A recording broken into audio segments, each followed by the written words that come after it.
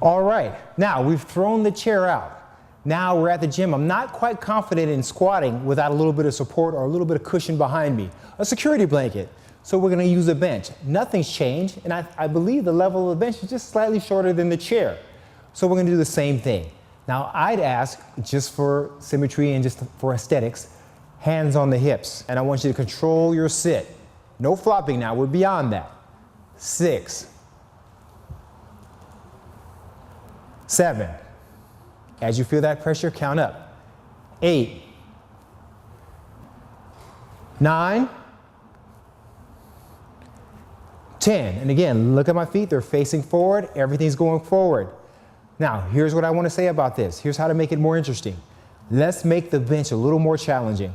Now, I don't want you to depend on it. As soon as you feel the bench, you come back up. See, you know you got your security blanket, so trust it. There's a mirror right behind this camera here. I see the mirror. I see that there's a bench behind me. So, CJ, I trust you a little more. I trust that there's a bench there. Something's behind me. So use it, but barely touch it. This is how your legs get fully engaged. So here we go. We'll do about 5. Watch, I'm barely touching. I feel it, and I come back up. 2. Notice my head, spine, everything's aligned. 3. Now the squat starts in the butt and finishes in the butt. Poke your butt out. 4. Feel it, come up. 5. Come up as soon as you feel it. And 6. I only said 5. I lied. We did 6. All right, so here it is. So there it is. So now you're barely touching. You're not depending on anything, and you're getting up. Now you know where your limit is on your squat, and that's a fair limit. Now the key to your squat is this. When you get down, you want to make sure you don't want your butt to pass your knee line, because then that's going to cause knee injuries, especially to those of you that you may not be able to get back up, okay? We'll talk about jump squats later. That's something different.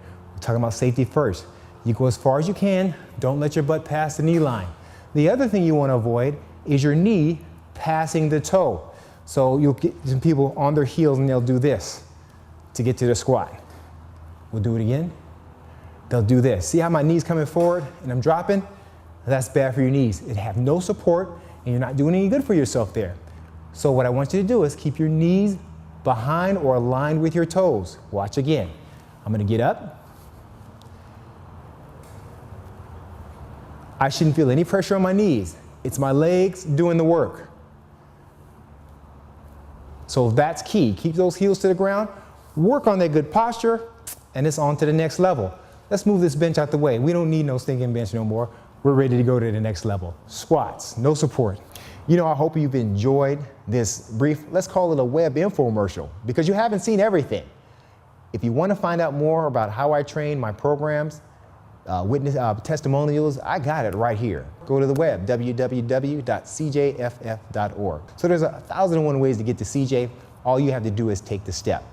You know what? Even if it's not with me, get up and take that step. But hopefully it is with me. I would love to take credit for motivating you in the functional fitness. You don't have to be a fighter to feel like one, so let's train.